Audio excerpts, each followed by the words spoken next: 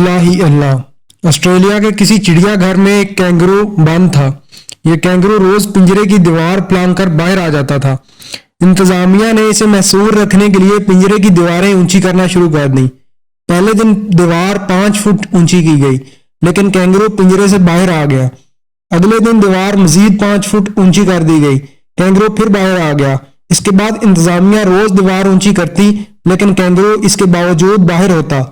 یہ سلسلہ اس وقت تک چلتا رہا جب تک دیوار کو مزید اونچا کرنا ممکن نہ رہا۔ انتظامیہ تنگ آ کر کینگرو کے پاس چلی گئی اور اس سے پوچھا، کینگرو میاں، آپ ہمیں ایک ہی بار بتا دیں آپ کتنی بلند چھلانگ لگا سکتے ہیں؟ ہم پنجرہ اتنا اونچا کر لیتے ہیں۔ کینگرو نے کہا لگا کر جواب دیا، جناب آپ کو کس بیوقوف نے بتایا کہ میں دیوار پلانگ کر باہر آتا ہوں؟ انتظامیہ نے پوچھا، پھر آپ کیسے باہر آتے ہیں؟ کینگرو نے جواب دیا، آپ بڑے سادہ ہیں۔ آپ روز دیوار بلند کر جاتے ہیں لیکن پنجرے کا دروازہ کھلا چھوڑ جاتے ہیں۔ میں دروازے سے باہر آتا ہوں۔ خواتین و حضرات، آپ کو یاد ہوگا عمران خان نے اپنی تحریک کا آغاز الیکشن میں دھاندلی سے کیا تھا۔ انہوں نے 4 حلقوں کی بات کی تھی اور یہ بات بگڑتے بگڑتے 2 نومبر کے دہانے تک پہنچ گئی۔ یہ دھرنے پنجرے کی دیوار ہے۔ دھاندلی کا دروازہ ابھی تک کھلا ہے۔ پارلیمنٹ نے جولائی 2014 میں الیکشن ریفارمز کے لیے کمیٹی بنائی تھی۔ اس کمیٹی نے کل اعلان کر دیا 2018 میں بھی الیکٹرانک ووٹنگ، بائیو میٹرک اور سمندر پاکستانیوں کو ووٹ کا حق نہیں دیا جائے گا۔ گویا دھاندلی کے اس پنجرے کا دروازہ 2018 میں بھی کھلا رہے گا، جس کی دیواریں عمران خان پچھلے 2 برسوں سے بلند کر رہے ہیں۔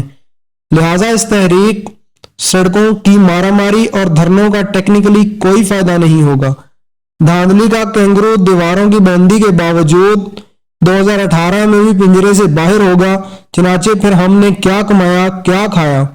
جو کام کرنے والا تھا وہ تو ہم نے کیا نہیں، اور جس کام کا کوئی فائدہ نہیں وہ کام ہم مسلسل کر رہے ہیں۔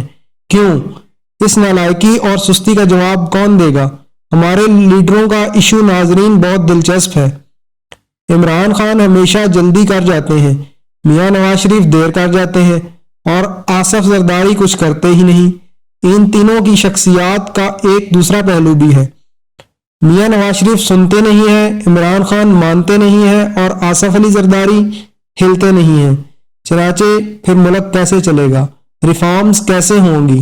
میرا خیال ہے یہ ملک ایسے ہی چلے گا، پنجرے بلند، دروازے کھلے اور کینگرو باہر، اور اللہ ہی اللہ۔